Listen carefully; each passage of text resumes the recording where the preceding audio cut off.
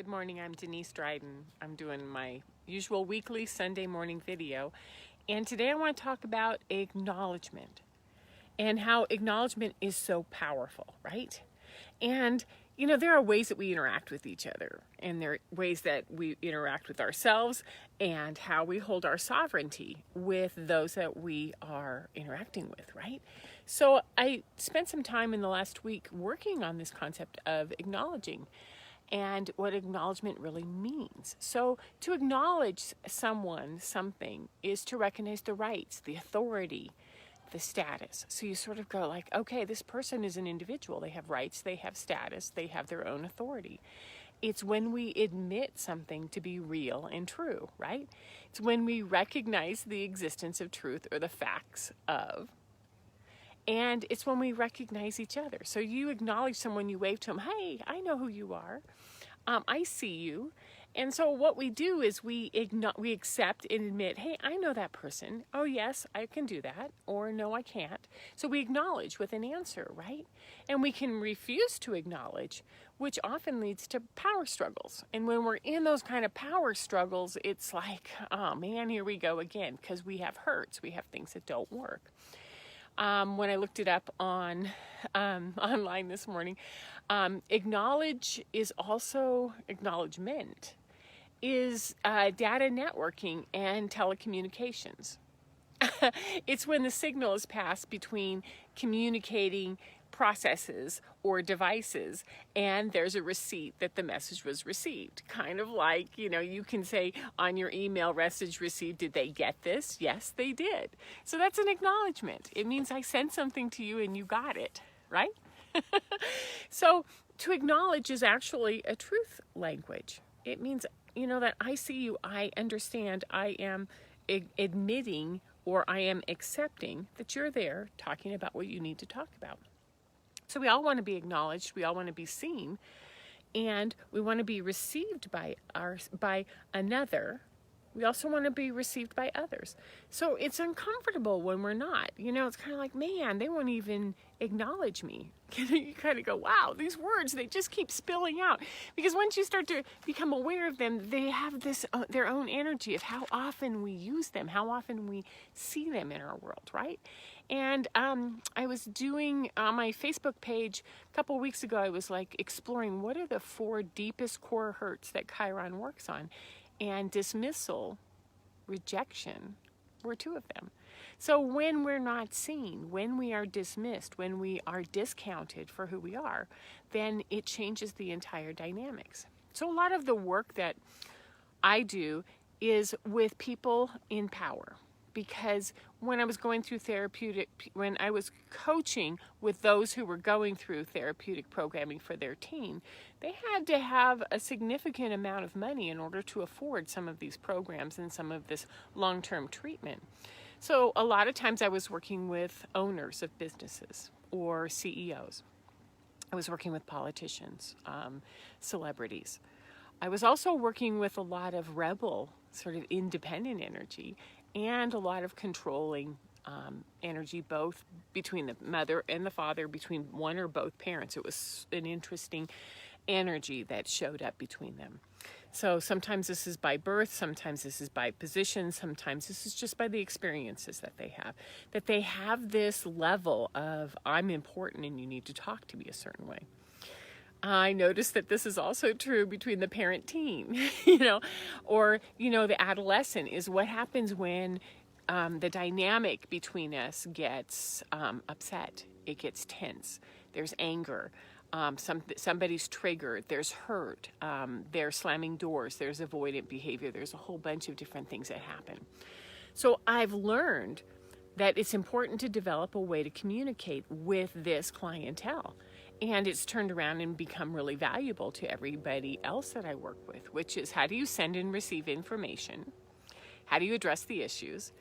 And what I learned is that I started with acknowledgement. This is where we are. This is what we're doing. It's not subjugating myself to them. I'm not pandering. It's real eye contact, real contact. And what I'm doing is I'm standing in my truth and I'm acknowledging your truth. So these are separate. I can hold my own truths and I can stand and acknowledge yours. So one of the things that I noticed is that this is a labradorite stone, and it is a fabulous generator of sort of the soul core truths that we often need to focus on, right? And then I went through, this is the Wisdom of the Oracle. I've used this card before. The truth be told. It's time to tell the truth. And then I work a lot with the Sacred Rebels when I need some. It's going to go backwards because everything on the film is backwards. I work with the Sacred Rebels cards because there are times when I have to go like, what I feel I actually know, right? What I feel I actually know. And it's important to bring things into form, to bring truth into form, to bring truth into who we are and what we're doing. I'm thinking if there's anything else. Oh, this is the next one I liked. This is listening to the truth. It's when you sort of, lean in and with all of your superpowers, all of your empathic skills, you begin to listen. There's truth here. How do I speak to that truth? How do I acknowledge that? Because what we know is that power lies within the communicator. The person who starts the communication is the diplomat. They're the one who's saying, hey, let's talk about this, right? So when we acknowledge another person's experience, their views, their emotions, their positions, we can state that as theirs. Not yours, but as theirs. So we let them know that we see them. And we speak honestly, truthfully through the things that we observe. So we use our observation skills and we speak to what we observe, and we use our empathic skills, our superpowers, and go, yeah, this is what is really going on here. So we sort of expand all of who we are and we bring in these truths, right? So there's a 4-step process on acknowledgement that I think is really important to address here. The first thing is to acknowledge. Acknowledge that I'm here having a conversation with you. So as an example would be, I acknowledge, I was going to write down some examples. I thought I'll wing it when it comes up. So to acknowledge is that I am here doing this video and I'm noticing different people signing on, and I'm really glad that you're here and you took some time to come and do this. Okay? So number 2 is to point out something that you noticed, and that some of you keep coming back week after week. I really enjoy knowing that you are here. Number 3, what do you need assistance with? Why are you here? What is it that you're looking for? What can I do to be of assistance? So you acknowledge, you point out something that you've noticed, and then you ask, what assistance can I give you? What do you need? And then number 4 is, this is what I can do. I can do these on weekly, and if you want to work with me individually, we can do a lot more. But I don't really answer questions or really interact on this because it's really distracting for me to try to talk to someone while I'm recording, right? So then we acknowledge, we point out something, we ask what that person needs, and then we state, this is what I can do. This is where we hold our boundaries. This is where we hold our own sovereignty. So there's 6 tips that I have for you when you're going through this 4-step process. And I will type this 4-step process out into the text, into the descriptor below this text, and a way to get a hold of me if you're interested. So the tips.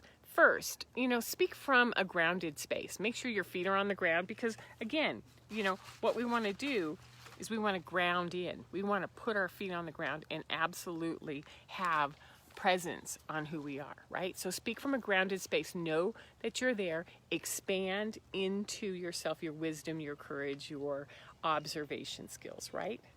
Number 2, access those superpowers. Collect in data. Notice, well, how many things do I actually remember about this person? Watch their eyes. Watch their body. Get into observation, not into reactivity, right? Number 3, normalize the communication. This is how we send and receive information, and this is how we problem solve. So this is the most natural way, which is I'm seeing you, I'm noticing something that you're doing, I'm asking if I can be of assistance, and I can tell you what I can do, right? Number 4, I have a rock in my hand. Number 4 is to avoid reaction, triggers, emotional languaging, anything that says, oh man, I'm really hurt. you're hurt, pissed off, you're impatient, you're angry, stay away from any of those emotional words because they can just derail you really fast into something you don't want to do.